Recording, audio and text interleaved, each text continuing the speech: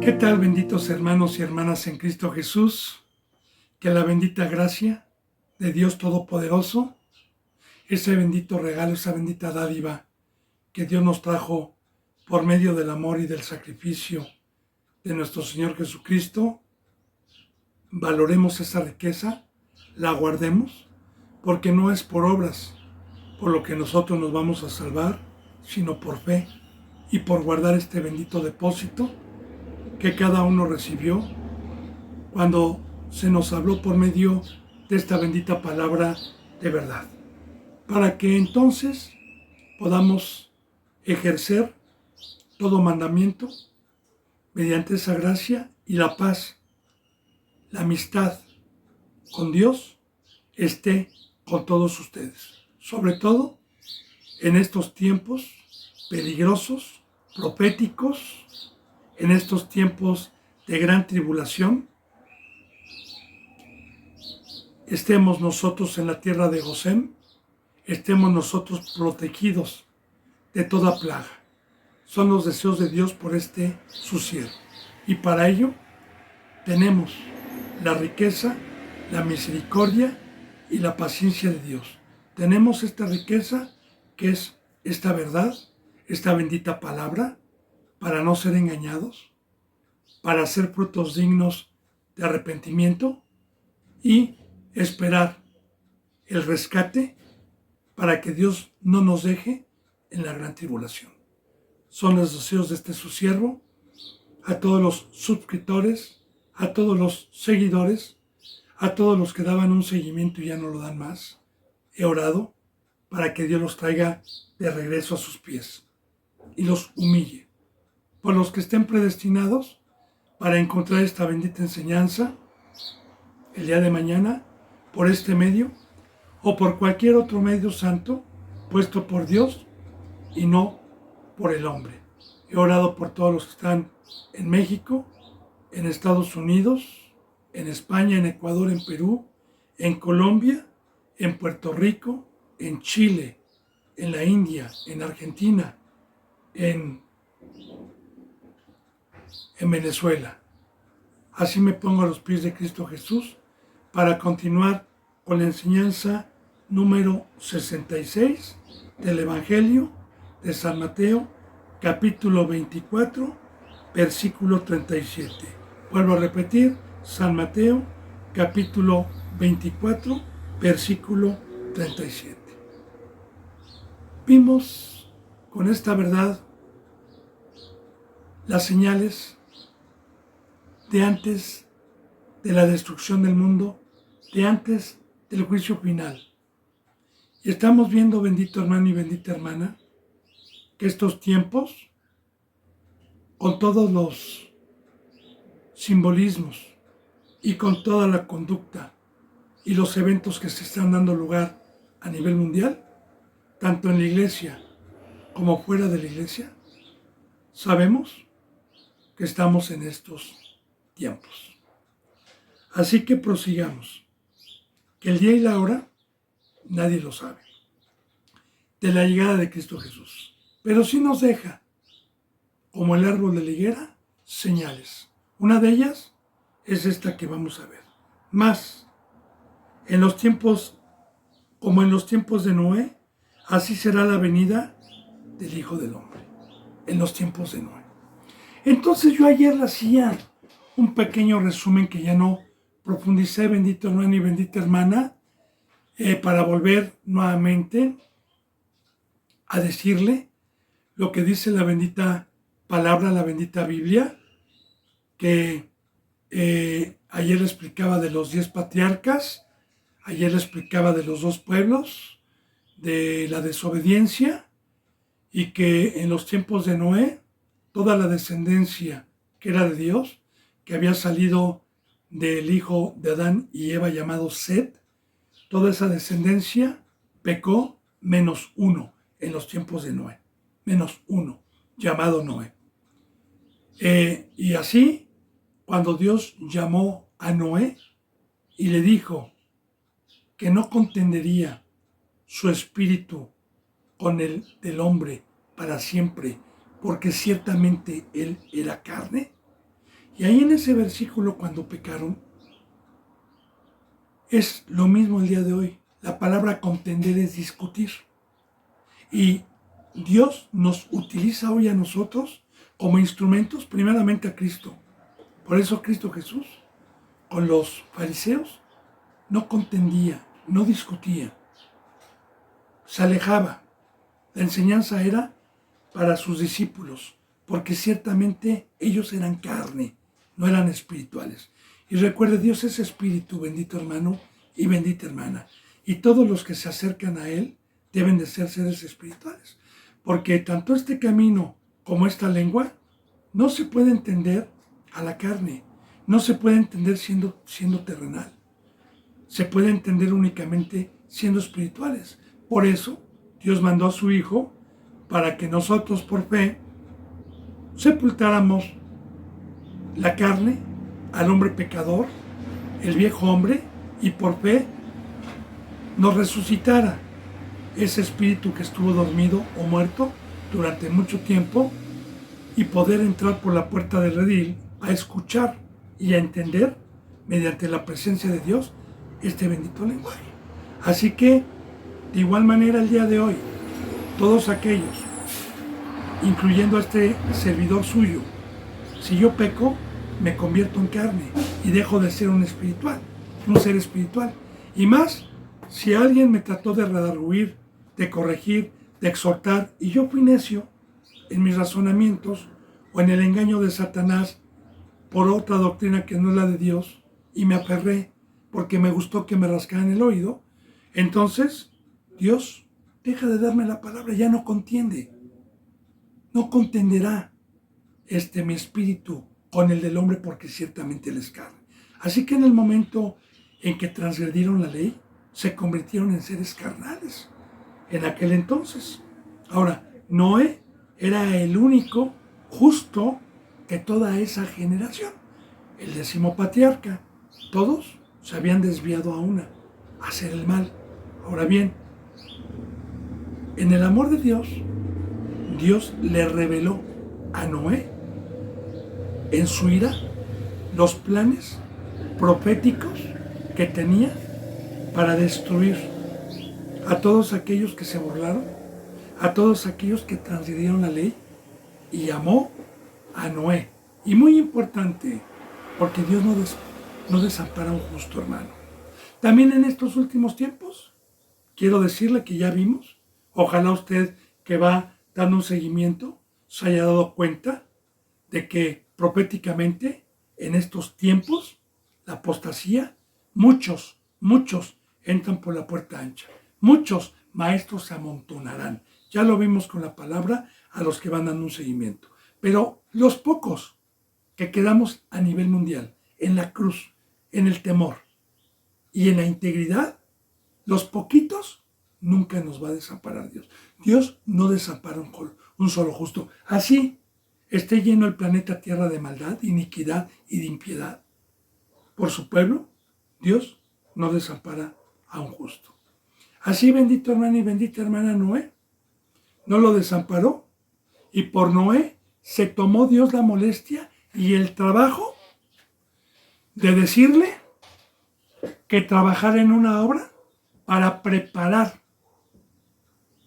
la salvación para él y su casa. Todo con simbolismos, todo con historias físicas reales, pero con una enseñanza profética y espiritual para nuestros tiempos. Porque todo lo que permitió Dios en el Antiguo Testamento era una sombra con ejemplos terrenales de lo que iba a venir. Y ahorita vamos a empezar a concordar esto que Dios me va a permitir explicar.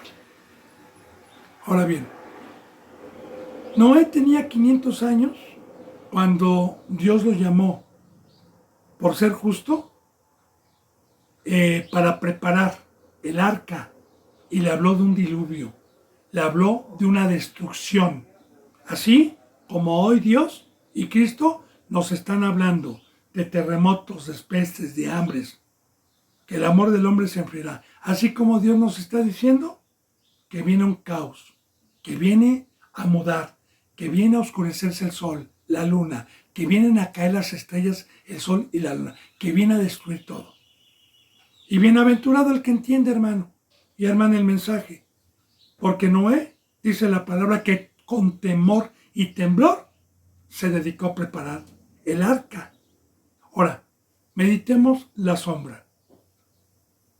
En el lugar en donde estaba Noé, no había mar. Él estaba en Ur de los Caldeos, Mesopotamia.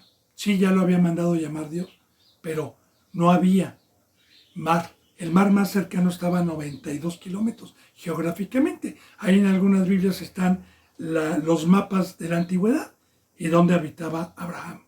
Ahora, esta arca que Dios le mandó a hacer fue el primer transatlántico, porque ya habían barcazas en aquel entonces pequeñas, como las que usaban los discípulos de Jesús, que no era nada comparable al tamaño, porque viene el tamaño, 300 codos, más o menos como 130 metros de largo, por 15 codos de altura, más o menos son como 7 metros de altura, de 3 pisos, 2 y fracción de metros en cada piso. O sea, es algo que no existía. Y luego, empezar a construir eso en un lugar donde no había mar, y que todos los malignos, todos los que se jactaban de conocer a Dios, se acercaban con Noé a decirle, ¿qué estás haciendo? Y él les dijo, huyan de la ira venidera, porque va a venir un diluvio. Un diluvio, pobre loco. Imposible que Dios inunde el planeta Tierra. Dios es amor.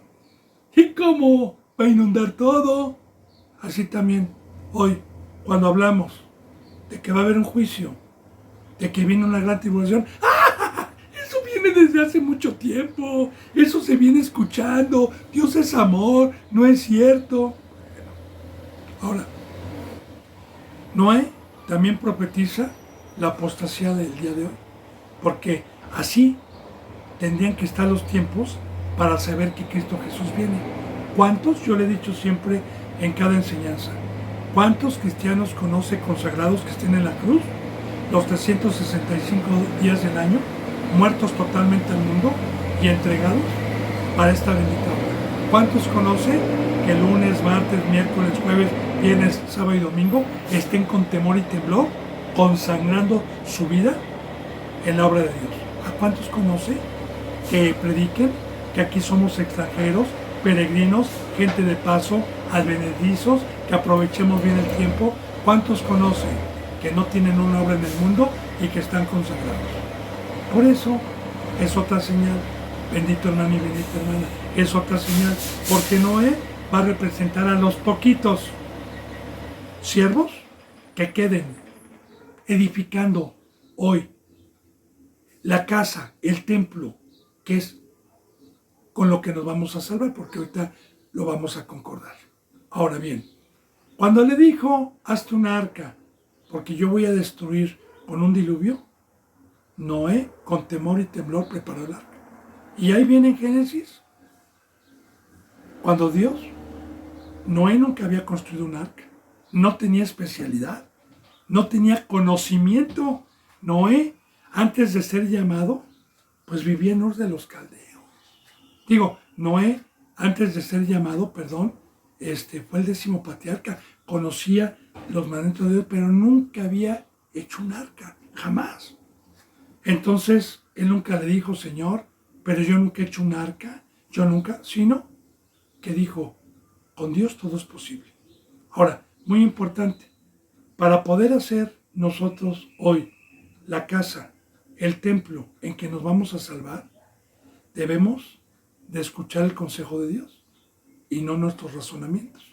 Porque usted lee Génesis y Dios le dijo el material, la cantidad, la medida, cuántas ventanas, le dijo las medidas. Y Noé jamás abrió la boca para meter un razonamiento y decirle, ay Señor, mira, voy a subir con mi familia y necesitamos unas ventanas más grandes para poder tener vista. Necesitamos unas camas más cómodas, Señor, ya que vamos a estar mucho tiempo en el arca. Señor, no.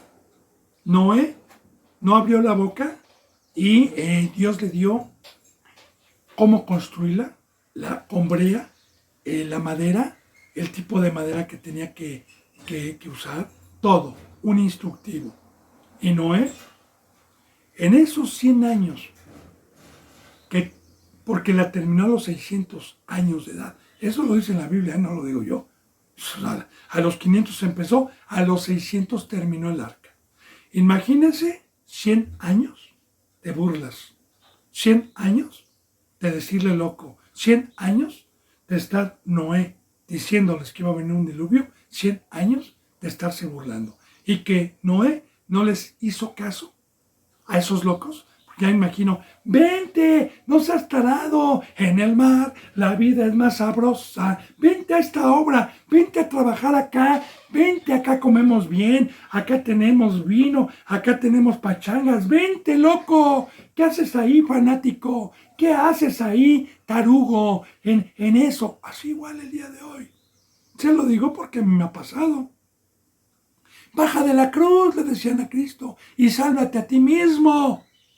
A mí me han dicho, ya loco, ya fanático, ya exagerado. Haz lo que hacen la mayoría de los dominguitos. Imagínense nada más que Noé haya ido a trabajar 2 horas los domingos. Pues no acaba el arca. Se tardó 100 años en construir el arca para que se salvaran él y su casa. Y recuerde, la bendita palabra nos enseña, serás salvo tú y tu casa, que es tu esposa y tus hijos. Así, bendito hermano y bendita hermana, en esos tiempos llenos de maldad, como hoy, que nos está profetizando y es una señal de antes de la llegada de nuestro Señor Jesucristo. Ahora, Noé, con temor y temblor, preparó el arca y no se dejó engañar. Usted sabe, aprovechando esto, ¿cuánto duró el diluvio? Sí, 40 días. Pero sabe que mucha gente no sabe, porque no ha leído bien la bendita palabra, que no fue una lluvia, que dice la palabra que fueron cataratas del cielo, cataratas, como hoy. Hoy la élite ha dañado y ha atacado el cielo para que haya sobrenatural lluvias que estén inundando,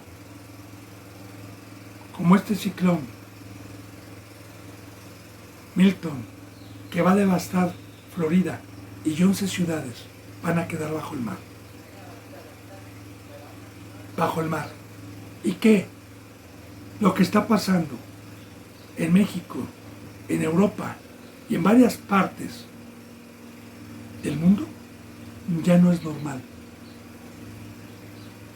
Y no son cataratas, todavía falta más.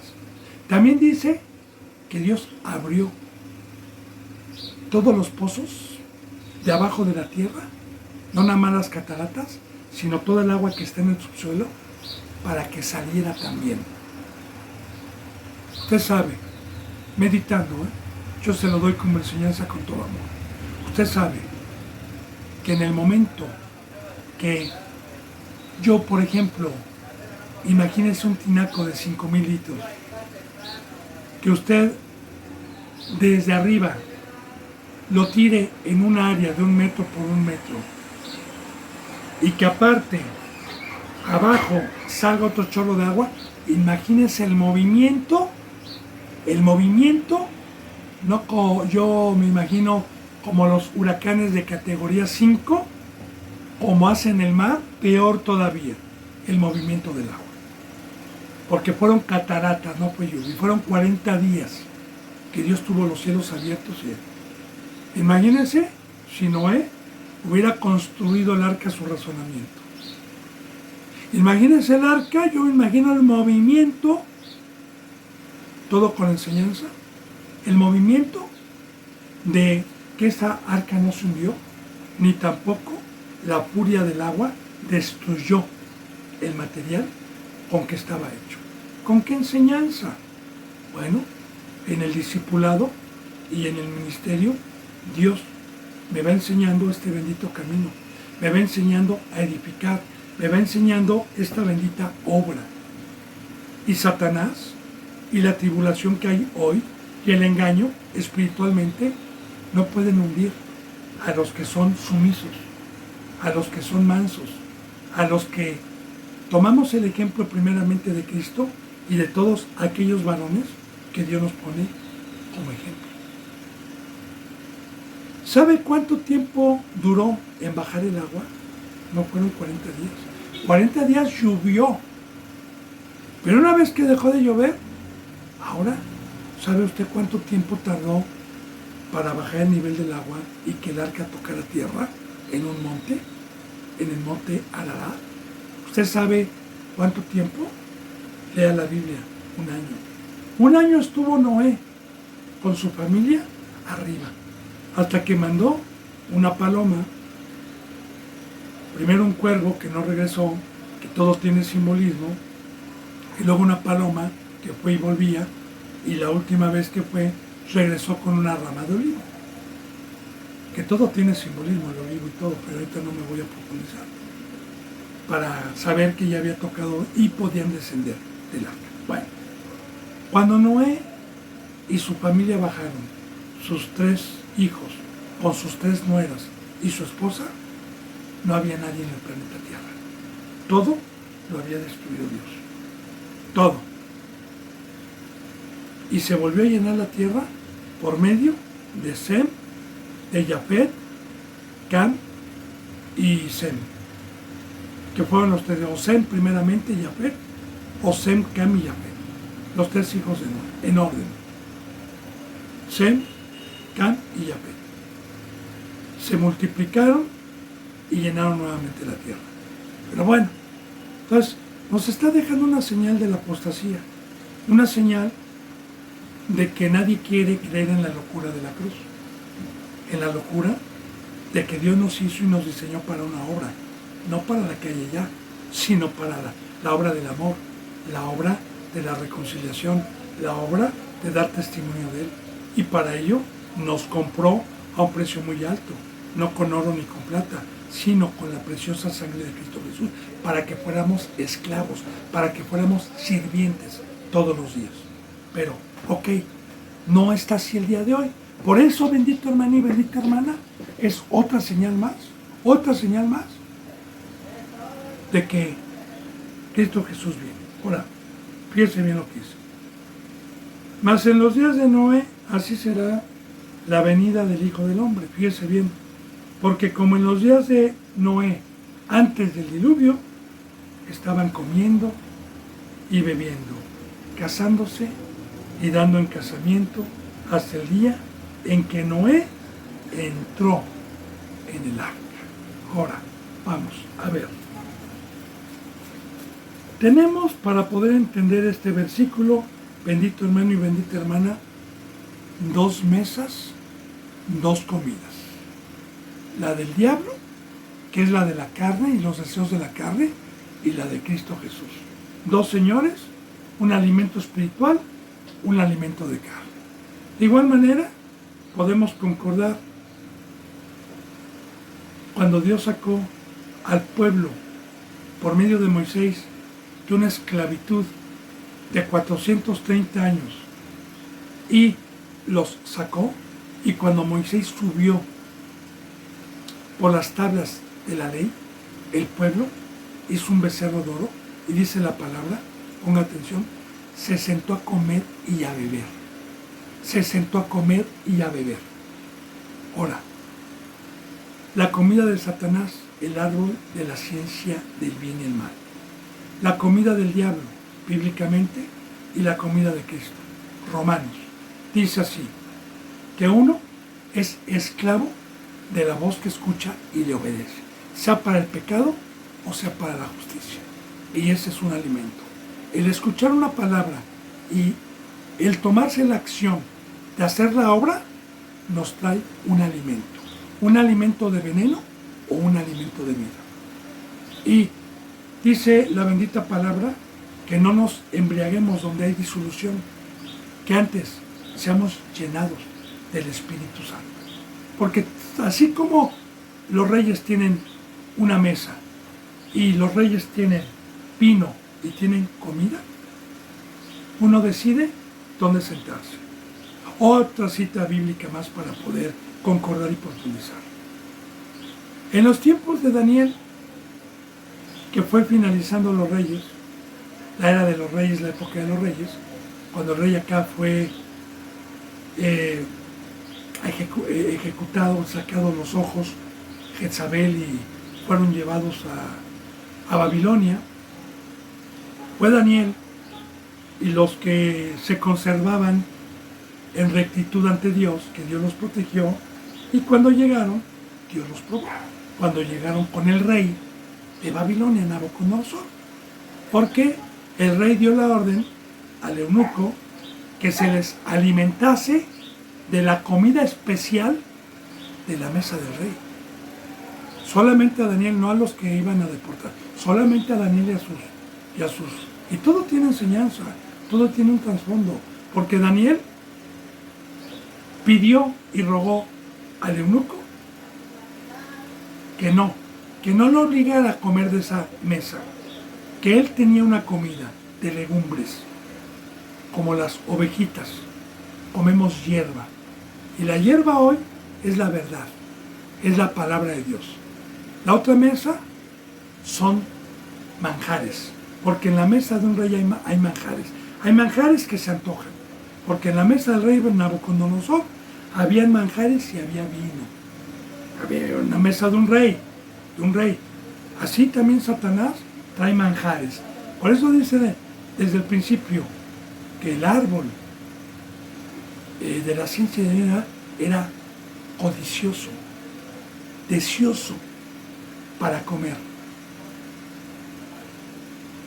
Porque lo que trae Satanás y su bebida.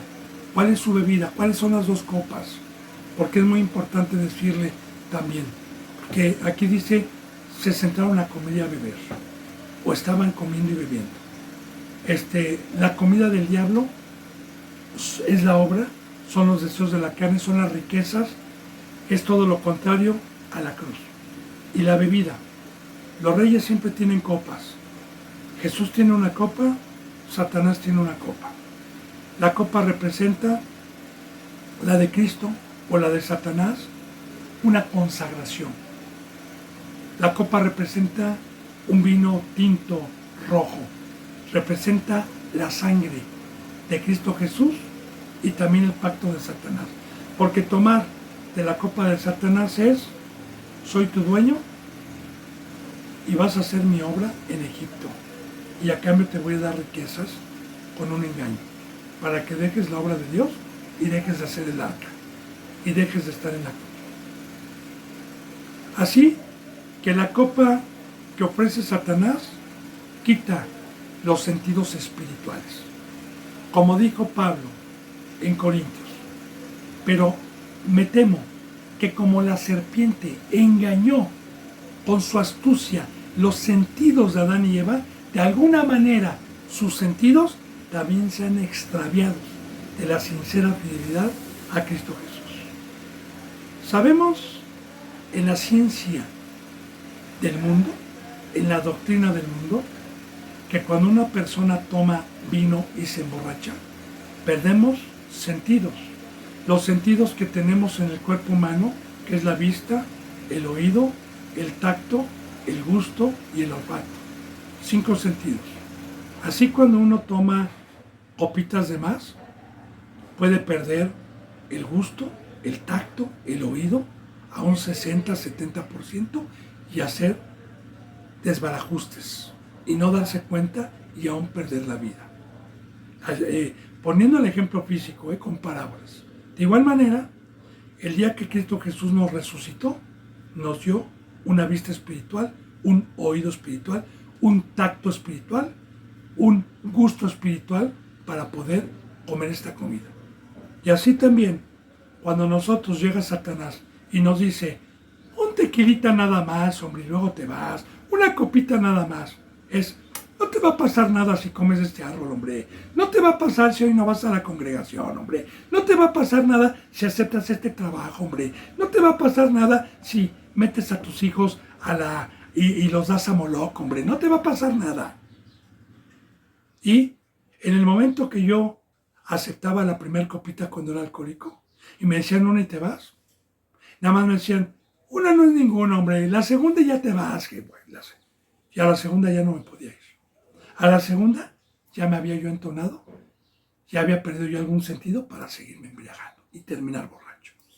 Así también, bendito hermano, nos pone estos simbolismos Dios.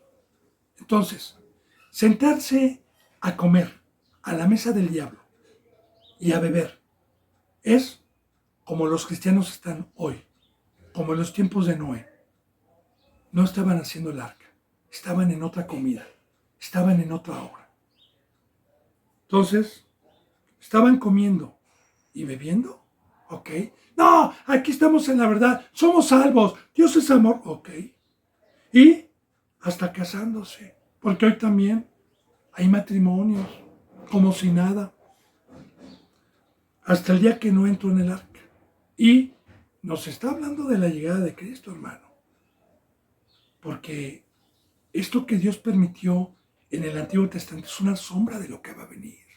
Como de igual manera nos pone el ejemplo de las vírgenes sensatas y las insensatas de las 10 vírgenes, que cuando escucharon que el Señor venía, las sensatas se levantaron con temor y temblor como Noé y arreglaron sus lámparas, y las insensatas siguieron comiendo y bebiendo.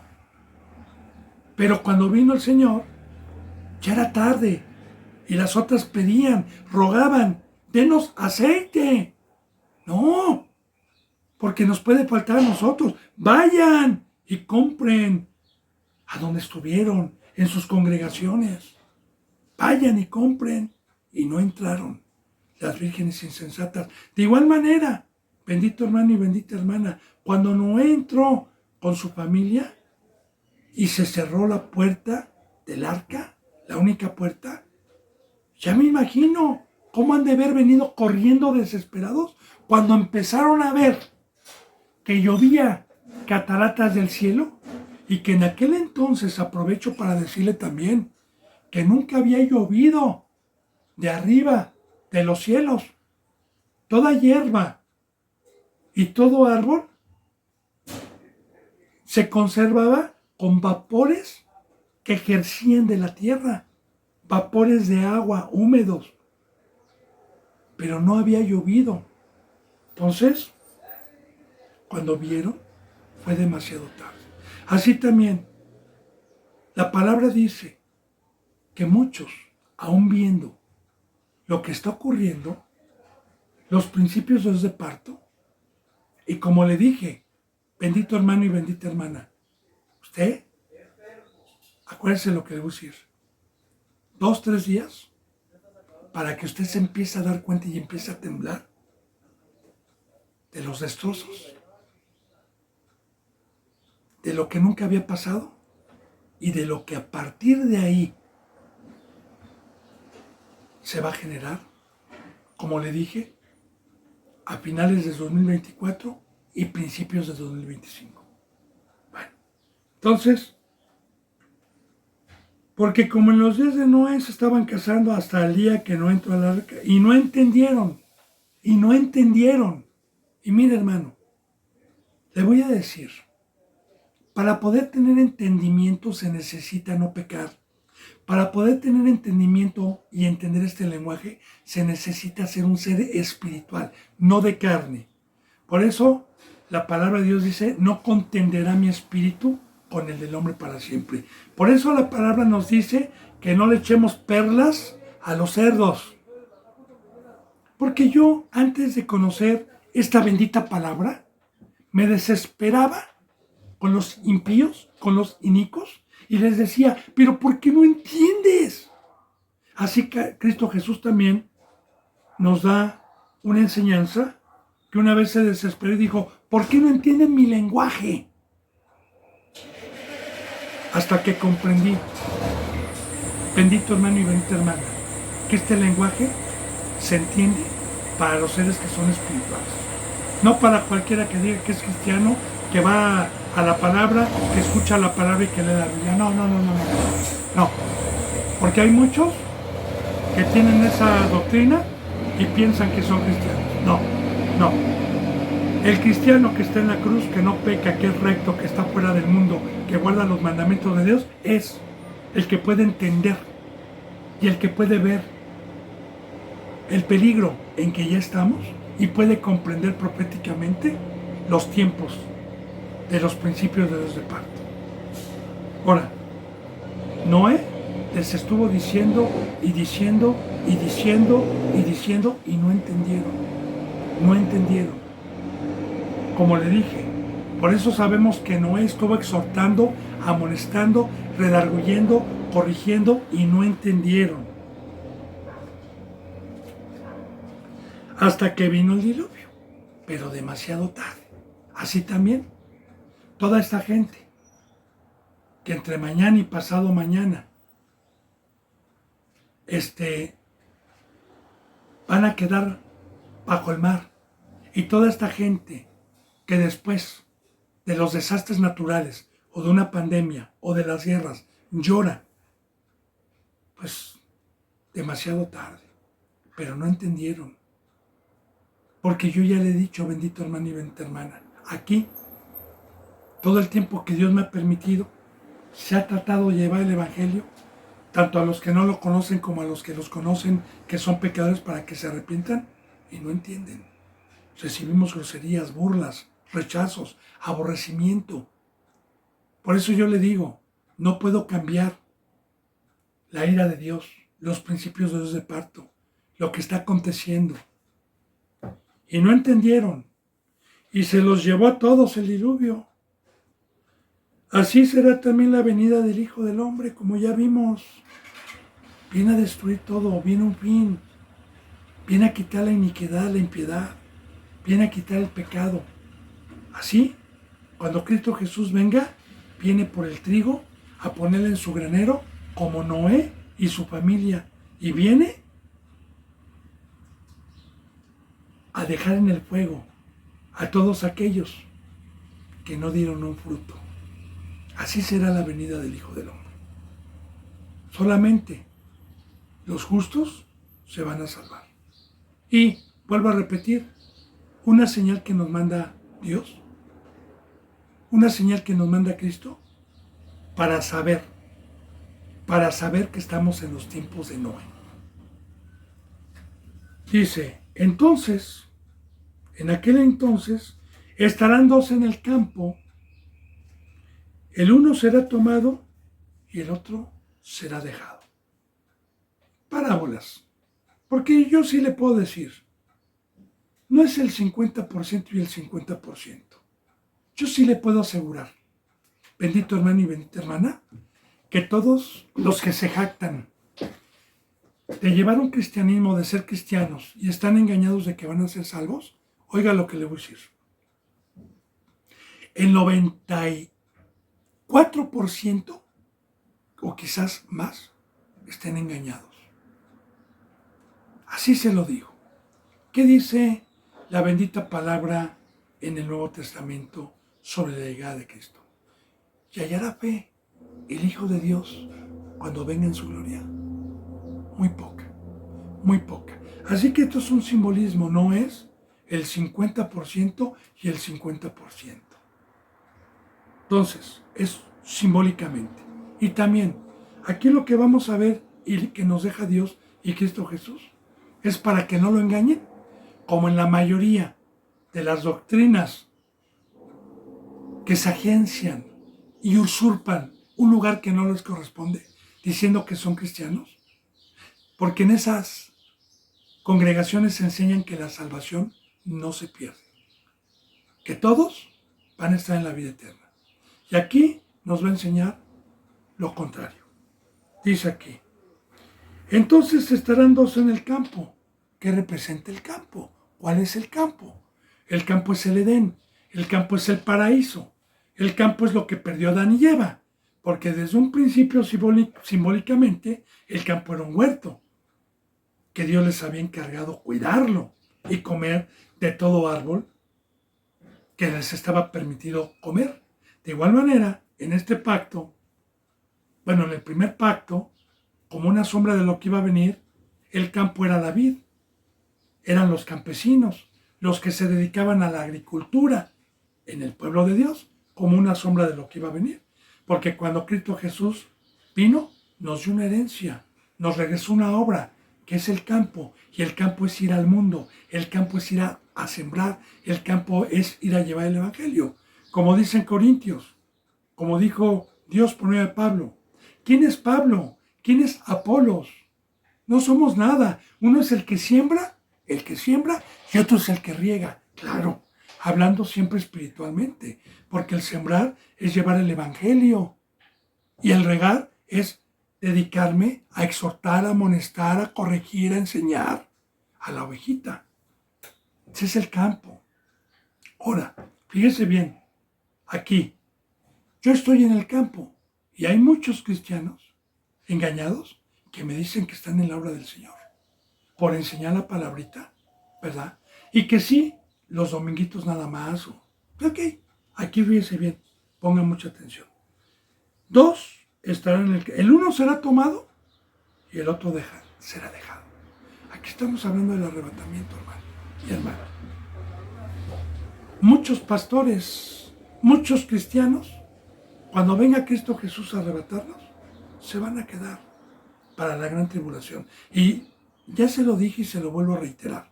Ellos no van a tener oportunidad de arrepentirse con el evangelio que va a haber. De hecho, Dios los va a dejar con un fruto para que sean enemigos, para que vayan en contra. Ellos van a creer que el anticristo es Jesús. Y así los va a dejar Dios de engañados. Y van a recibir la marca. El uno será tomado. De los que fuimos llamados. De los que se nos entregó esta obra. De los que cuando venga Cristo Jesús podamos darle talentos y no habérnoslo guardado, como el que recibió un talento y se lo guardó.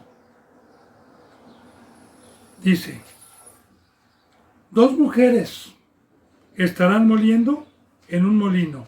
La una será tomada y la otra será dejada. Los simbolismos que utiliza Dios no habla de la mujer física, no habla de las profetisas, no. Habla de la iglesia, porque simbólicamente nosotros somos la esposa de Cristo, nosotros somos la mujer, nosotros somos la virgen.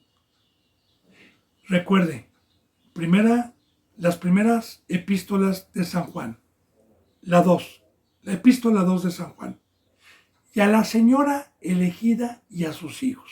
Así empieza esa epístola que va dirigida de Juan a esa iglesia, a la señora elegida y a sus hijos. Que nosotros, cuando Cristo Jesús nos habla, espiritualmente somos vírgenes cuando se nos limpió del pecado y se nos puso una ropa blanca y se nos dieron las arras del Espíritu Santo para discipularnos y poder llegar a la meta que todo cristiano debe de llegar, que es un ministerio.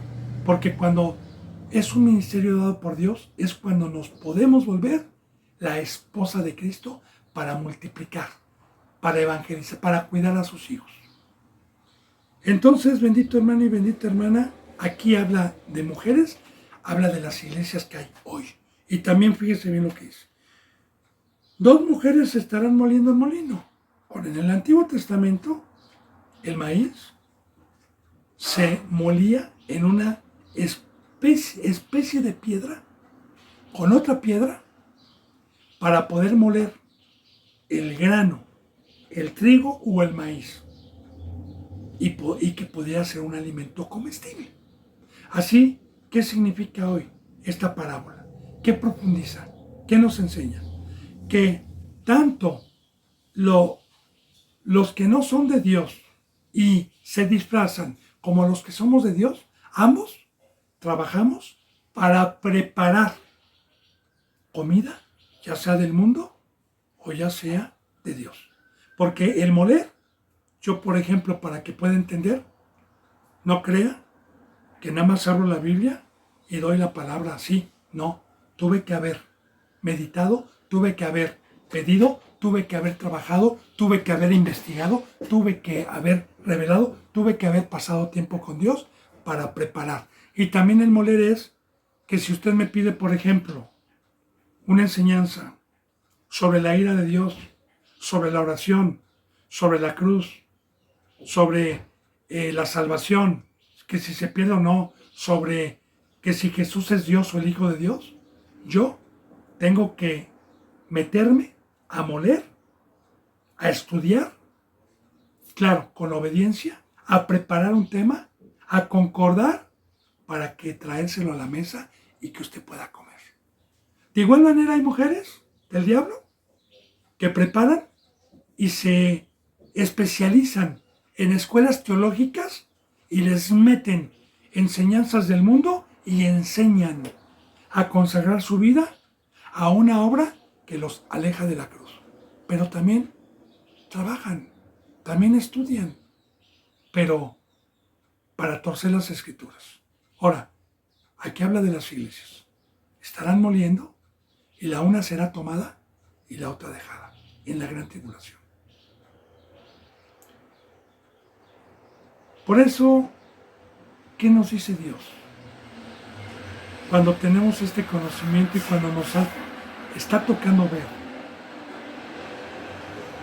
todo esto que está pasando, ¿cuál es el consejo de Dios en su amor para usted y para mí? Velar.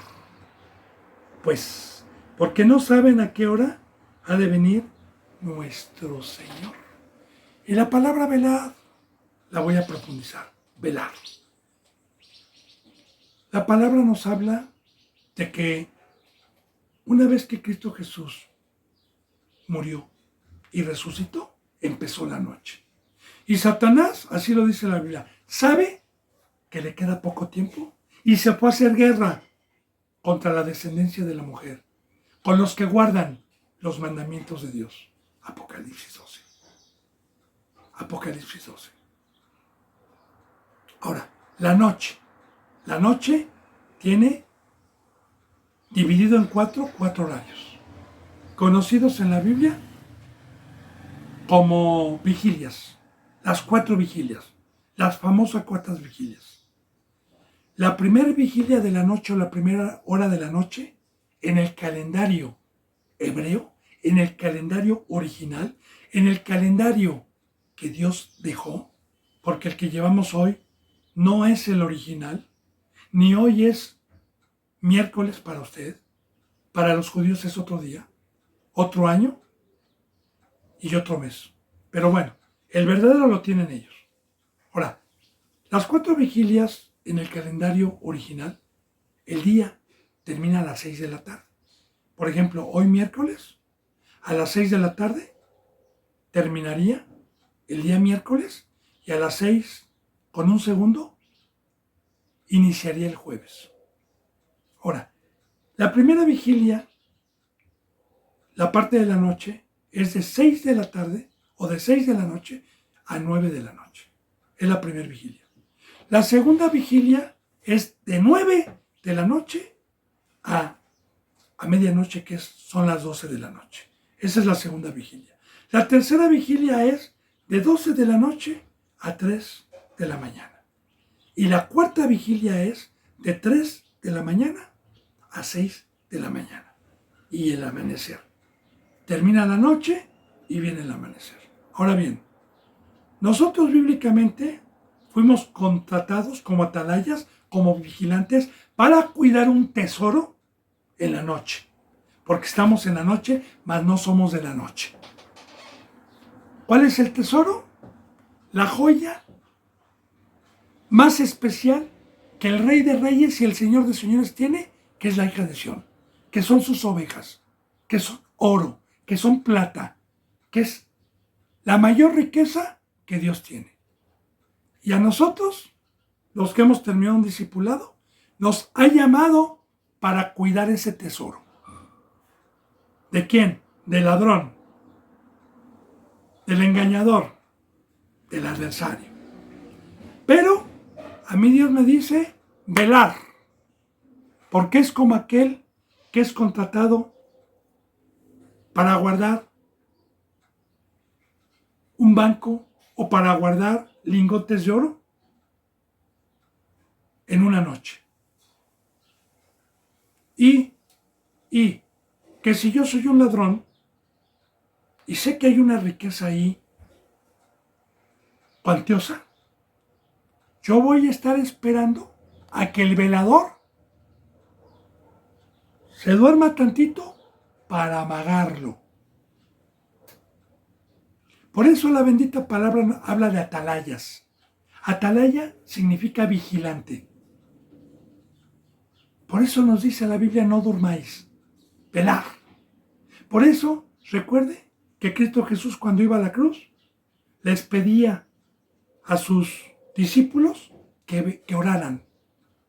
Y sus párpados estaban cargados de sueño.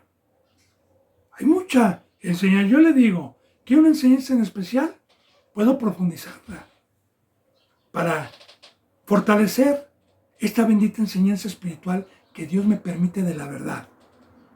Ahora, fíjese bien, cuando un velador es contratado en la noche y empieza su día a las 6 de la tarde y lo va a terminar hasta las 6 de la mañana, va a tener que vigilar 12 horas. De 6 a 9 está girito.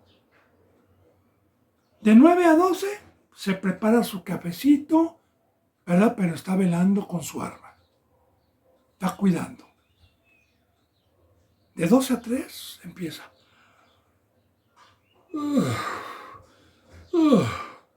De 3 a 4, de 3 a 6 ya le venció el sueño. Todo con simbolismos, porque los primeros siervos que Dios dejó estuvieron de 6 a 9 de la noche. No había apostasía, no había quien durmiera. La mayoría que se convertía, permanecía, y pocos son los que regresaban atrás y se iban multiplicando. Ahora, después de que Pablo, de que Juan, de que ellos, y llega otra generación, y otra generación, por los años 800, 900 después de Cristo, fue de 9 a 12, que también hubo un auge, también hubo mucho cristianismo, también se multiplicó. Luego, por los años de 1500, 1800, fue la otra donde empezó el sueño. Y en esta que estamos, es la cuarta, donde ya está Cristo Jesús por llegar, y muchos, antes de que cante el gallo, lo han negado más de 3 veces. Lo han negado. ¿Cómo puedo negar a Cristo? Bajándome de la cruz. ¿Cómo puedo negar a Cristo? Predicando lo contrario que Él vino a predicar. Y muchos están durmiendo ya. Todo con parábolas. Por eso que nos dice velar, velar. No te duermas, mantente despierto, date unas cachetadas. Y ahora, le voy a decir cómo podemos hacer este mandamiento de velar. Porque no nada más es explicarle, sino con razonamientos cómo hacerlo. Yo quiero decirle que si soy un guardia y estoy sentadito y cobijadito y estoy dentro de la cabinita, ¿verdad? Me voy a quedar dormido. Pero si yo me levanto y estoy de un lado para otro, vigilando y activo, se me va el sueño. De igual manera, bendito hermano y bendita hermana. Yo, por ejemplo, estoy de noche caminando en un camino angosto con abismos, no voy a cabecear. Voy a mantenerme bien despierto, y aquí el velar es estar en la obra, porque estando en la obra no da sueño, estando trabajando no da sueño.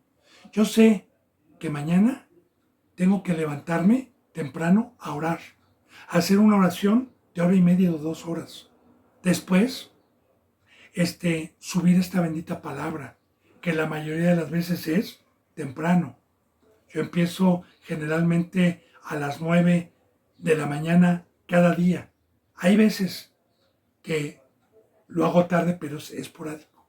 Luego termino esto y las hermanitas ahorita, señalo para acá porque acá está donde están cocinando.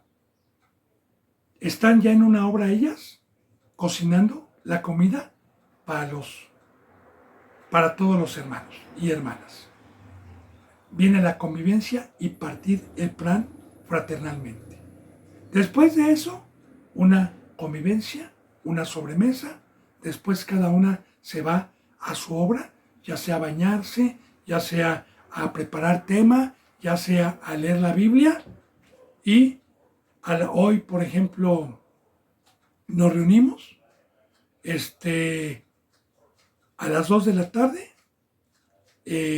Terminamos de desayunar como a las 11:30 de la convivencia, y a las 2 de la tarde nos juntamos de 2 a 3 para la palabra, de 3 a 4 para la palabra.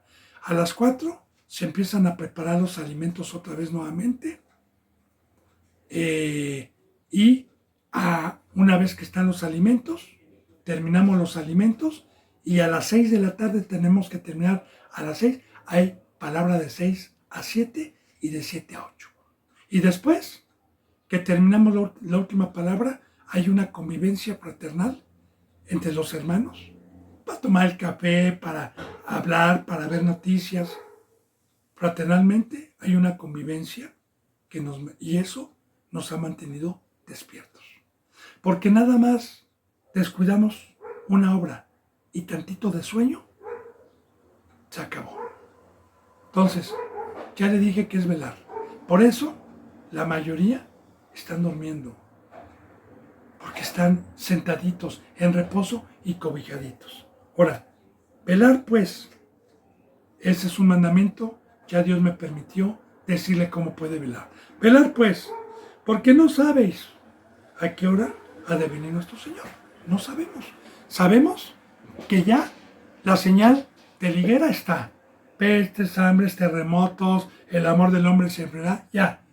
Estamos en los tiempos de Noé. Ya. Las señales ya están.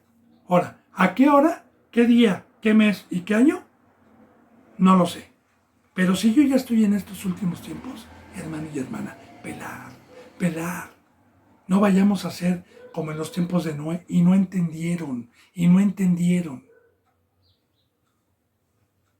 43. Pero saber esto, que si el padre de familia supiese a qué hora el ladrón habría de venir, velaría y no dejaría de minar su casa. Fíjese los ejemplos tan maravillosos que pone. Vamos a suponer que hay 2 ladrones que están planeando entrar a mi casa, que yo soy rico y yo vivo en un pueblo. Y estos son de otro pueblo. Pero tuve la suerte de que en el campo, en un árbol, cuando estos se estaban tramando, estaba un conocido mío que los estaba escuchando. Y me dijo, ¿sabes qué? En la noche van a entrar a tu casa y te quieren robar. Ahora, yo sí sé de qué fuente vino el mensaje y yo sé que es de un amigo fideligno. Entonces, ¿qué cree que voy a hacer si tengo esposa, hijos? ¿Qué cree que voy a hacer en la noche? Voy a estar con una escopeta, con 3 pistolas, y voy a estar sin dormirme, cuidando y minando mi casa y los tesoros y las riquezas que pueda yo tener. Y no me voy a dormir. Si amo a mi esposa, si amo a mis hijos y si amo mi vida y la vida. Porque estos entran a matar y a llevarse todo. Igual Satanás. Satanás es un asesino. No crea que nada más entra a robar.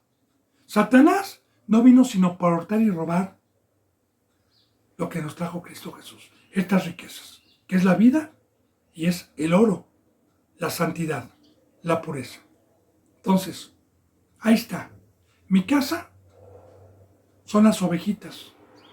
Y un representante debe de estar despierto, debe de estar arriba, debe de estar vigilando, porque de igual manera, en el Antiguo Testamento, los atalayas que se ponían en las torres de la ciudad fortificada, que era la ciudad de Jerusalén, y habían varias torres, a los que se les daba esa obra, tenían que estar velando y despiertos día y noche, y no podían dormir. Porque si alguien que está en una torre, una atalaya, se quedara dormido y viniera el enemigo, hubiera sido un caos. Porque los atalayas, cuando estaban arriba y veían al enemigo venir, tocaban trompeta. Y el pueblo inmediatamente sabía que había que cerrar las puertas, que había que tomar el yelmo, que había que tomar la coraza, y esperar al enemigo. Así también, bendito hermano y bendita hermana, si ya se nos están dando las señales, si ya sabemos que estamos en la noche, si ya sabemos que en cualquier momento viene Cristo, velar, velar, velar. No vaya a ser que venga el diablo y se robe las riquezas y lo deje pobre, porque Cristo Jesús viene por oro, Cristo Jesús viene por los que somos ricos, no por los que ya fueron saqueados y no velaron. Por tanto, dice en el 44, y minar su casa, ya le dije lo que es ser un vigilante. Por tanto, también ustedes estar preparados, porque el Hijo del Hombre vendrá a la hora que ustedes no penséis. Y bueno, esto de estar preparados tiene muchísimo simbolismo. Y ya no me va a dar tiempo de explicarlo porque se me ha ido la hora. Pero si Dios lo permite, bendito hermano y bendita hermana, mañana continuaremos con la enseñanza número 67. Así que yo les mando un abrazo y les mando el beso del ósculo santo y hasta mañana si Dios quiere. Gracias.